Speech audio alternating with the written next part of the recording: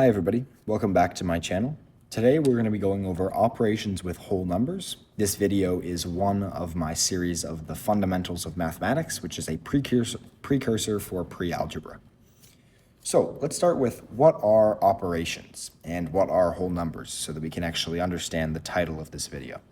Well, the operations that we're going to be talking about today, there's a lot of them, but the ones that we're going to be talking about today are addition, subtraction, multiplication, and division. Okay, so what do I mean by each of these? Let's break it down. We start with addition, often denoted by a plus sign. Okay. What addition is let's say we start with some number of jelly beans, okay?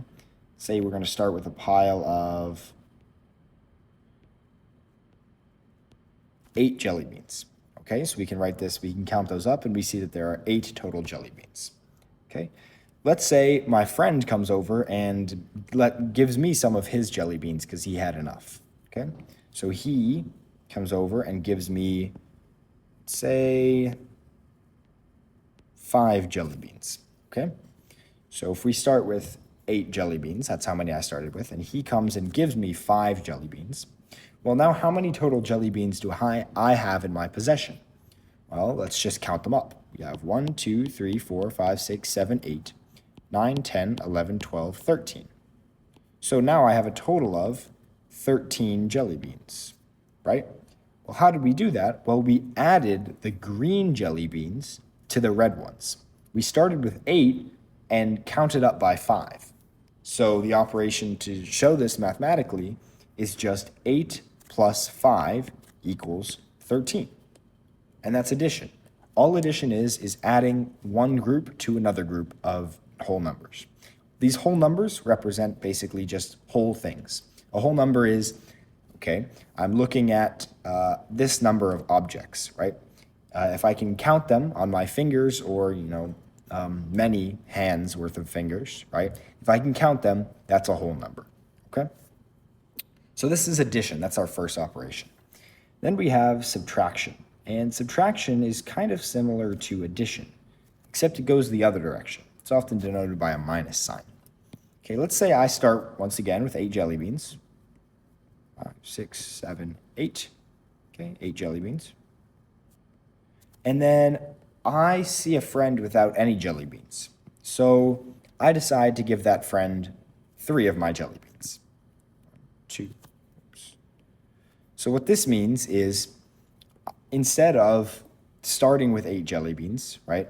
I have 8 jelly beans, but then I'm losing some jelly beans because I'm giving them away, okay? So let's say I give away these 3 jelly beans. So I no longer have these 3. I gave them away, my friend has them, but we're only focusing on how many I have. So if we start with 8 and take away those 3, well, how many are we left with? We're left with 1, 2, 3, 4, 5. That's 5 jelly beans. So I'm left with a total of 5. Now what happened, what we did was we subtracted 3 away from the original 8. We got rid of 3 of them. Okay, so 8 minus 3 is 5. Okay, this is counting, but counting backwards now, right? So subtraction is basically the evil twin of addition, right? Subtraction is we're taking things away from our total. Addition is we're adding them together, okay? All right, now let's go over multiplication. So this is the third of our operations. Okay, multiplication. And it's usually denoted by an X, which is a times symbol, a multiplication symbol. That's what it's called, okay? So let's say I start with 5 jelly beans, right? So now I have 5 jelly beans. I gave my jelly beans away, right? So I have 5 remaining, okay? And then a wizard comes in and says he's going to duplicate my jelly beans. So he's going to give me additional jelly beans. What he does is he gives me another 5 jelly beans, and then another 5 jelly beans, and then another 5 jelly beans. So he took my original jelly beans and then he amplified them, right? So he gave me 3 copies of the jelly beans as well. So what multiplication is, how this fits in with the actual math here, we started with 5, And instead of just having one set of 5, right?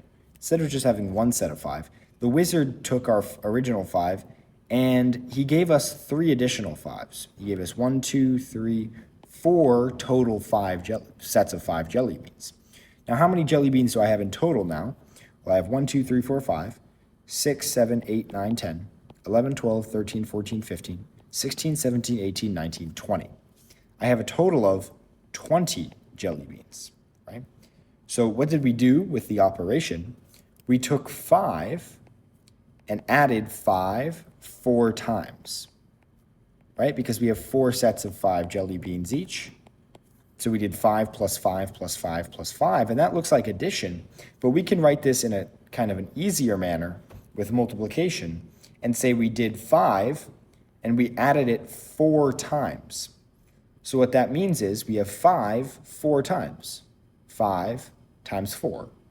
And that gives us a total of 20. So 5 times 4 is 20.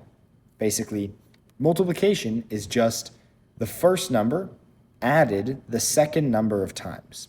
So 5 times 4 represents 4 sets of 5 being added together to give us a total of 20. Okay, so multiplication is just advanced bigger addition, if you think about it like that. Okay? Okay, I had to give myself a little bit of extra space, but now let's move into our final operation, division. Okay, so let's say, well, division is denoted by this symbol. So that's a divisor sign, or it's denoted by this symbol, a slash, right?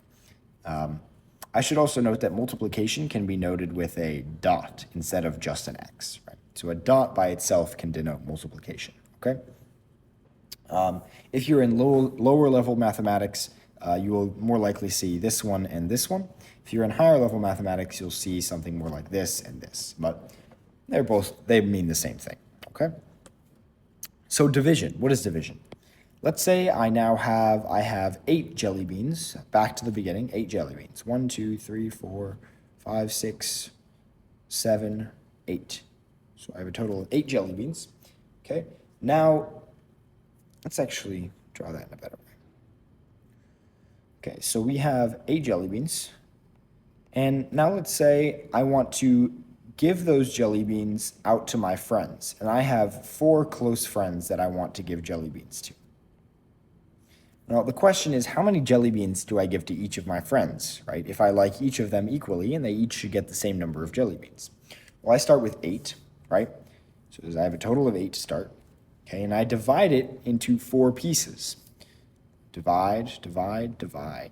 Okay, so now what we have is 4 sets of 2 jelly beans each. 2 jelly beans, 2, 2, 2. Okay? So what I did was, I said we had 8 jelly beans. That's how many I have. And I'm giving them away to my 4 friends because I don't want any more, but, they want some. So I'm going to divide 8 by the number of people I'm giving jelly beans to. 4. 8 divided by 4. And what that gives us is a total of 2 jelly beans in each category. So 8 divided by 4 is 2. We're basically taking the total of 8 and cutting it into 4 pieces. Okay, and that's all division is. It's cutting it into equal pieces. Okay? So that's addition, subtraction, multiplication, and division. Okay, so let's move on to a little bit more advanced concept of addition and subtraction, multiplication, and division, but with bigger numbers. So with bigger numbers, rather than just trying to do it in our head just by counting up like we did with the smaller ones, we're going to kind of line up the numbers vertically and do a couple of different tricks to get us to the answer, okay? So let's start with this addition over here.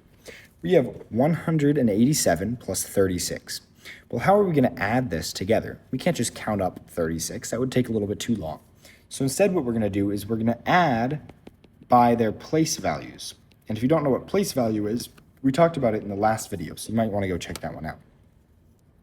So let's add by the ones column. So that's this first column here on the right side. What is 7 plus 6?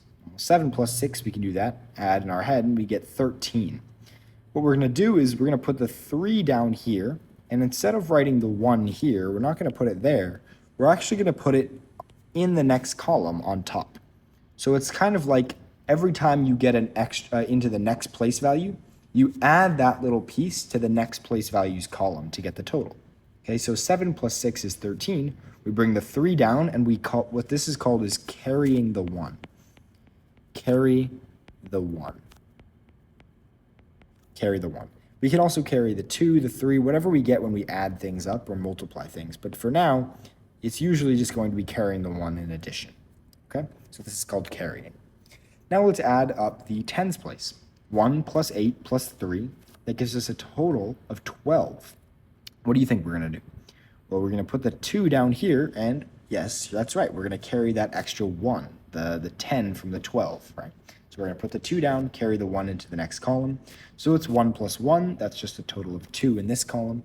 So what we've just done is we've added up these two numbers and gotten 223 as our answer. That's called addition with carrying, okay? Now let's move into subtraction with carrying, okay? So if we do something like 8 minus 5, which we did earlier, that one's not too difficult. You can just, in your head, subtract off 5 from 8, right, by counting. But let's say we're subtracting something like this, 61 minus 7.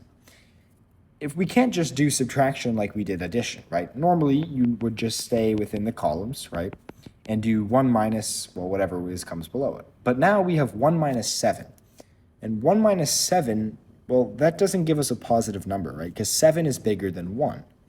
If you take away 7 from 1, we go below 0 on the number line, right? And that's where we get negative numbers, right? So if I wanted to draw a number line, right, here's a number line. Say we have 0. If I start, this is 1, 2, 3, 4, 5, 6, 7. Okay, so if I start at 1 and I go down by 7, that puts me at 0, -1, -2, and so on. Now we're in the negative numbers. We don't want to deal with that yet. So let's only worry about the positive numbers. Okay, so we have 61 minus 7, but we can't just subtract 1 from 7. Or you can't just subtract 7 from 1. So what we do is we borrow from the 60. We borrow from the 6. What we do is we make this a 5, right? So we reduce its value by 1, 10, right? So 10. And we increase this one's value by 10, by an equivalent, 10 ones, right? Because we're decreasing this one's value by 110, because this is the tens place. And we're increasing the ones place by 10 ones. That would increase us to 11. Now we can do the subtraction, right? What's 11 minus 7? Well, that's just 4, right? So we can do 11 minus 7 pretty easily. And what we're left with on the left side is just, well, we can say there's an imaginary 0 there. What we're left with is 5 minus 0, and we're left with 5. Okay? So what we just did was we borrowed. This is called borrowing, this method of reducing and increasing systematically.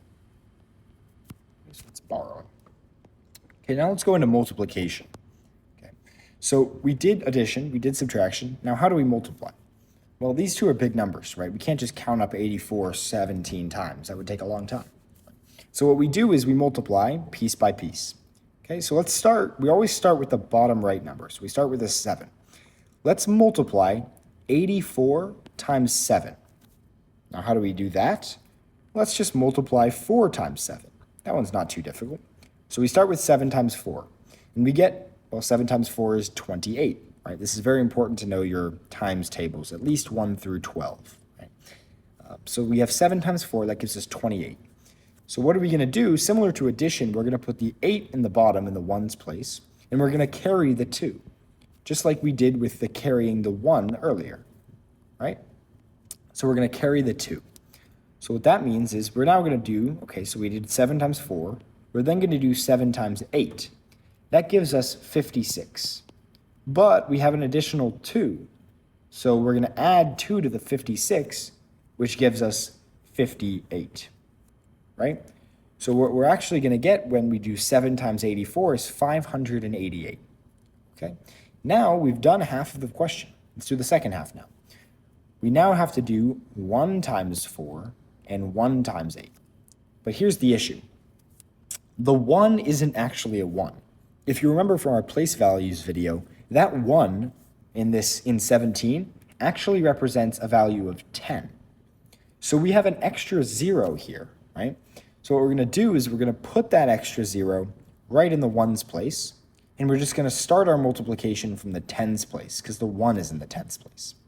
So let's start by doing 1 times 4. Well, that's simple. That's just 4. We don't need any carrying there.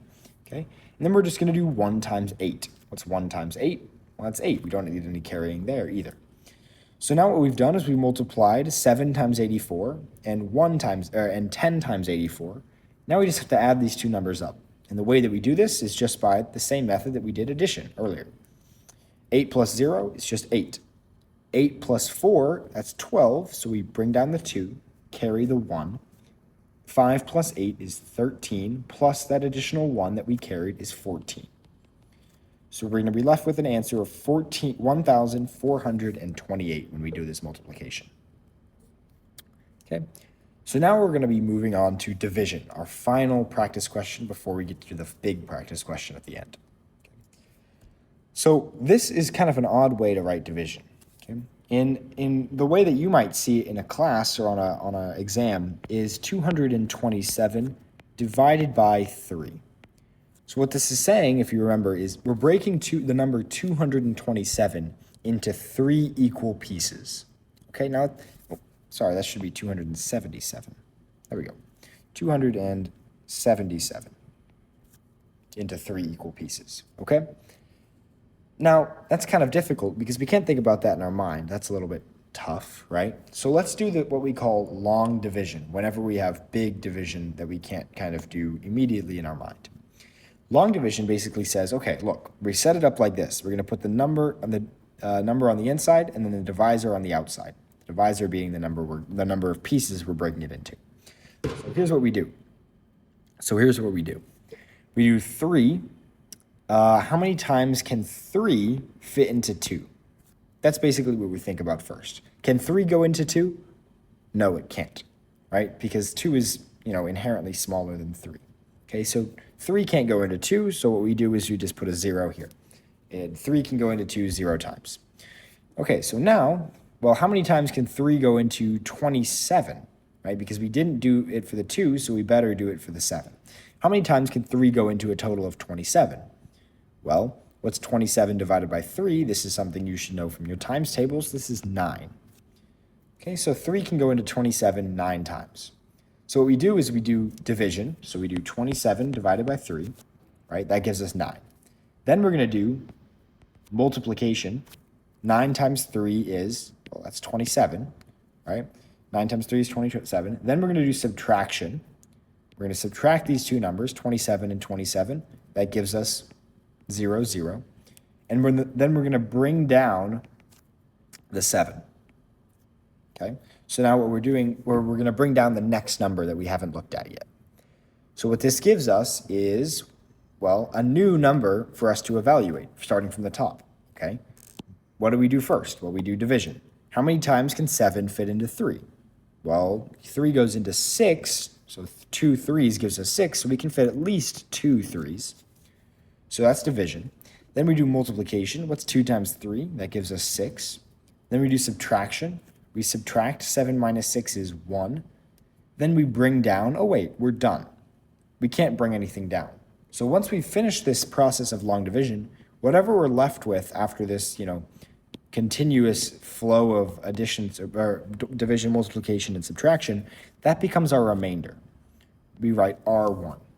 Remainder is basically, if I have 277 pieces of candy, I'm splitting up between 3 of my classes, right? And each class is going to get 92 pieces of candy, and there will be 1 piece left over. That's what a remainder is. So that means 227 divided by 3 equals 92 remainder 1. So that's long division, okay? So this is going to be kind of a complete overview of what operations with these whole numbers are. There's a example question we're about to go over, so if you would like to do one more example, stick around. But if not, this is a complete overview. We're not going to be going over any new content in the rest of the video, and you're good to move on. But let's go into the question. Okay, a school is holding a fundraiser and sells 275 raffle tickets on Monday, 438 tickets on Tuesday, and 389 tickets on Wednesday. Each ticket cost $5. How many tickets were sold in total over the 3 days? How much money did the school raise in total? If the school needs to pay $420 in expenses, how much money is left over after expenses? If the remaining money is split equally among 4 school clubs, how much does each club receive? Let's do this one by one. Let's start with question 1. How many tickets were sold in total over the 3 days? Okay, so we see that 275 are sold on Monday, 438 are sold on Tuesday, 389 are sold on Wednesday. I should say pause the video if you want to do these questions on your own, but we're going to go over them now. Okay. So in order to find how many total were sold over the 3 days, we're just going to add each of these days up individually.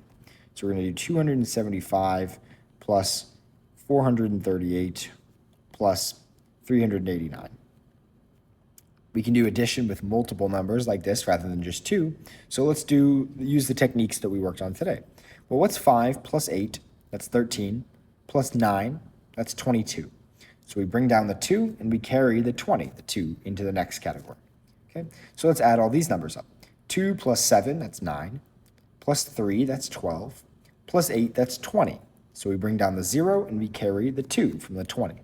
Okay, so let's add this column up. 2 plus 2, that's 4. Plus 4, that's 8.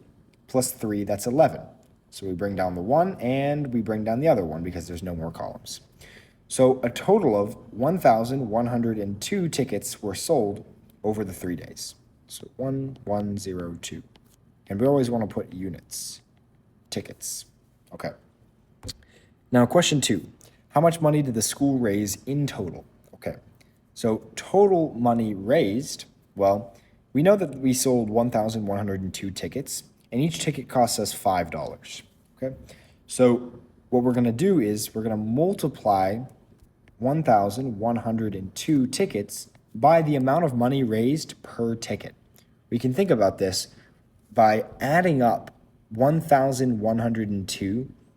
We're adding up $5 1,102 times, right? So that makes this a lot more intuitive to understand. So how are we going to do this multiplication? Just like we did in the last one. 5 times 2, that's 10. So we bring down the 0, carry the 1. 5 times 0 plus 1, that gives us just 1. 5 times 1 is just 5. 5 times 1 again is just 5. So we're going to be left with $5,510. So there's our unit. That's going to be the total amount raised for the school. Okay. Now let's do question 3. If the school needs to pay $420 in expenses, how much money is left over after expenses? Well, here's how we do it. We start with the $5,510 raised. We subtract the expenses, right? We take away, because that's not our profit, right? That's how much money is left over after expenses.